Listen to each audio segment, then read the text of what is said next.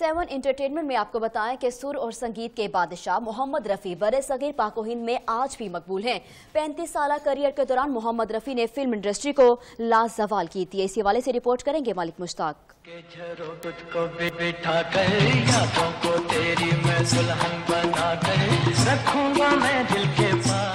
1924 को अमृतसर में पैदा होने वाले मोहम्मद रफी उर्दू और हिंदी के गुलमकबूल गुलकार थे। इनकी मधुर और सुरीली आवाज आज भी सुनने वालों के कानों में रस घोलती है। मेरी जान मैं तेरे कुर्बान। मोहम्मद रफी ने पंजाबी, उर्दू, हिंदी, मराठी, तेलुगु, गुजराती, भोजपुरी और फारसी जबानों में 36,000 से ज्यादा गीत गाए। फूल बरसाओ मेरा महबूब आया है, मेरा महबूब आया है।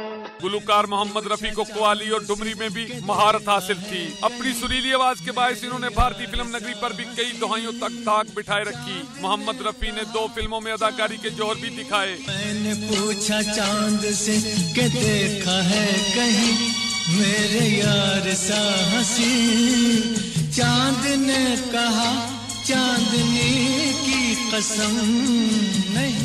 मोहम्मद रफी को अपने मदाहों और अहले खाना से पिछले 38 बरस बीत गए, ताहम वो आज भी अपने चाहने वालों के दिलों में जिंदा हैं। मलिक मुश्ताक, 7 न्यूज़, लाहौर। जिंदगी